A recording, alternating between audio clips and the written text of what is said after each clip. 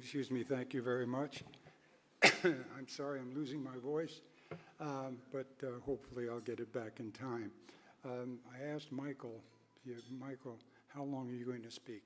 He says 2-3 minutes. I said, I don't believe you, so I'm going to stick around after I do my speech. But I'm against really long speeches. And if I can tell you why, just a quickie, true story about one of the two beautiful parents who started our family here in America, and that's my mother. And she outlived my father, and we had the glorious privilege of having her with us in the last 6 or 7 years that I was the governor up in Albany. And she spoke only Italian, and we didn't even try to teach her another language. and on one occasion, people were saying nice things about my speeches, like what you just heard.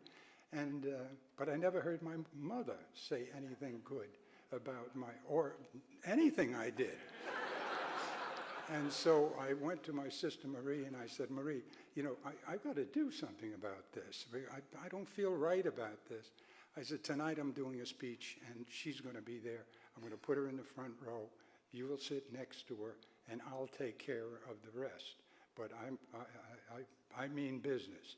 So I went, I did my speech. It was a business speech. It was about economics, etc. It was terribly boring, but it was short. And I said, now, before I finish, I want you to know that I have my mother here. And some people applauded. And I said, no, don't applaud now. I said, I want you to know that when I end this speech, I'm hoping that you will let out such a blast of applause, etc., that it will move her to think I had done something right. It's the God's honest truth. And so I said, okay, so now I have concluded the speech. Remember my mother. And they all stood up and applauded and hit the table and did all kinds of wonderful things. I said, boy, I'm a genius. This was great. And after all, everybody left the hall. I moved over to my mother and said with Matilda, my wife, speaking in Italian, I says, Ma, what did you think of the speech?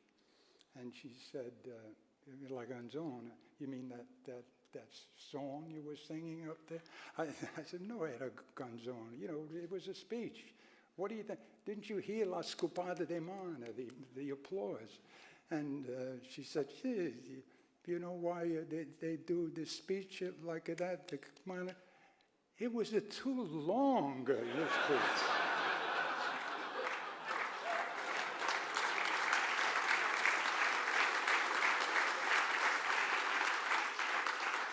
That's a God's honest truth. Another one about my mother.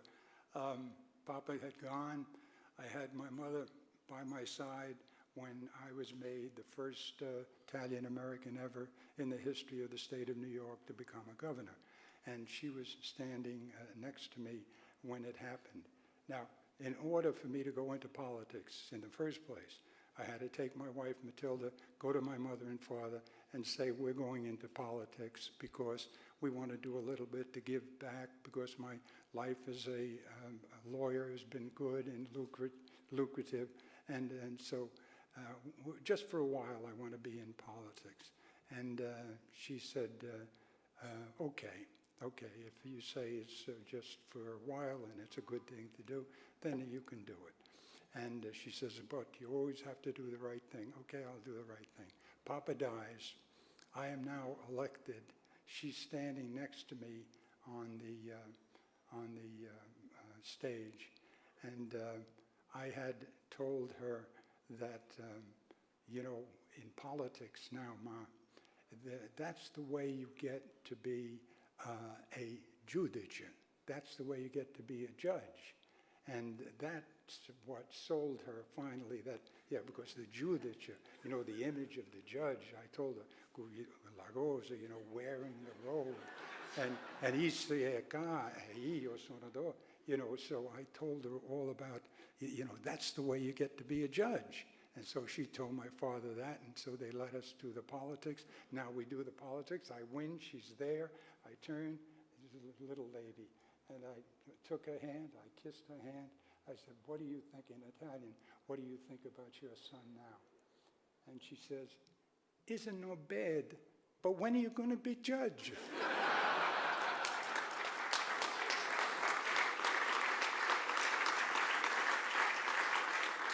I could tell you those stories forever and ever and ever. I really could. It's wonderful to be the son of immigrants, and it's wonderful to see this. I was telling Michael and others who come up to you on the street and say, "Boy, your son is doing great, and you must be very proud." And Matilda, who is Sicilian, says, yes, we're very proud of Andrew. And I never say we're proud of Andrew. So Matilda stops me one day after a compliment like that from people on the street. And she says, why don't you just say, I am proud of him too. I said, well, I love him, I'm proud of him. But what we really should be proud of is my mother and father, and your mother and father, who were also immigrants, that these immigrants came here, mine just before the hammer came down on the economy. Just that's when they came here. They couldn't read, they couldn't write in Italian, they were never taught there because they lived in a very crude place in Italy. And now they come here, they have no money, they have nothing. A baby dies on them named Mario. She has another baby, names me. And those people lived, killed. Yes, they literally. I saw him bleed from the bottom of his feet. And yes, it was in the speech. And yes, there were people who wrote about that because they felt, this is real. And, feeling all of that.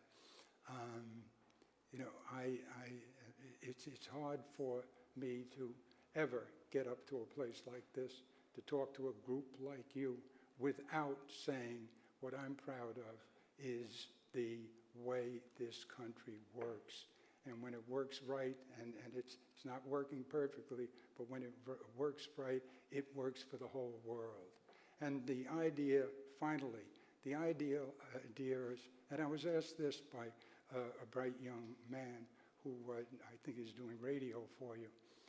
He asked me about, do you think having one group of this, one group of that, this is an Italian group, this is an Irish group, this is a Jewish group, this is a black group, what do you think of that?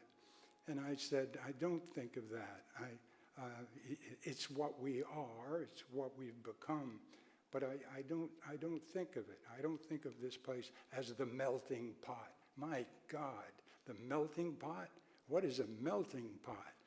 Somebody comes from Egypt, you flip into the melting pot. Oh, we got a little Egyptian here.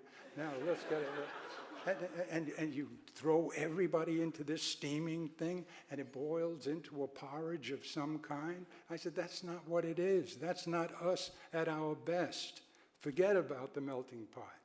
Look at that church window. Look at the beauty of it. What's the beauty of it? The beauty of it is it's a mosaic. Different sizes, different shapes, different colors, all together. And when the light shines on them, they're magnificent. And that's what we are as a country. Give us the Irish, give us the Italians, give us everybody. Give us everybody who needs a place. Make a place for them. And rejoice in all the contributions they make. And everybody makes their own contributions. God forbid anybody should ever suggest, don't be so Irish. The heck with that. Be as Irish as you can be.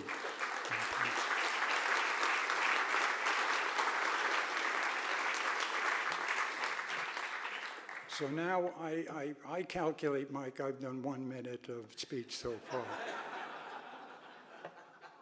But what about Mike? What do I know about Mike? I know enough to say he is one of the finest people I've ever met. He's one of the finest people I've ever gotten to know, and I had the great privilege of knowing him. I was the governor, he was working with me, and we still are with one another. And he's everything you people have said about him, everything you've written about him, everything you will say about him, and everything you will write about him. But there is more to his life even than the very full and successful life he's already had, to me. And this is a pet peeve of mine. I said, Mike, in this country, there is no voice, no figure for health care. You know, there's nobody you can point to and say, that's the guy who knows about health care. Or there's some, let's go to the guy who knows about how president doesn't appear to understand it as fully as, well, it's a very complicated thing. I said, and it needs people like you, Mike. You're as smart as they come. I mean, part of it God did for you, the rest you took care of. You know, you worked hard, you went to school, you taught yourself, you started in social studies, and I moved you out of that into healthcare. Why? Because healthcare was a bigger problem. And you just have the touch, and you have the knowledge, and now it's in the books, and everybody knows it. You're terrific. You put the hospitals all together that people were trying for years to put together, and they couldn't do it. And this Irishman comes in, and he does a little jazz, and he talks to them for a few days, and bing, you have a deal. Now what I want to hear you doing is appearing in the Congress. Come to the hearings. We'll set up the hearings. Let yourself be known by the rest of the United States of America, because we don't have anybody like Michael yet. And if we could get Michael interested at that level, this great country would be greater still. He is wonderful. You are absolutely right in doing what you're doing today and celebrating him and telling him how good you think he really is. But when you continue that, just every once in a while say, maybe you should be thinking about the whole country, and maybe you should be doing something, Michael, that reaches beyond even all that you've done already. And let them hear you. Let them know what intelligence you have. I think the country could use it. And I'm delighted that I was given this opportunity. I thank you for it. I've never before had the opportunity to talk about him, except behind his back. And I'm talking about him now, and I'm saying, God bless you, Michael, and thank you for all you've already done for us. God bless.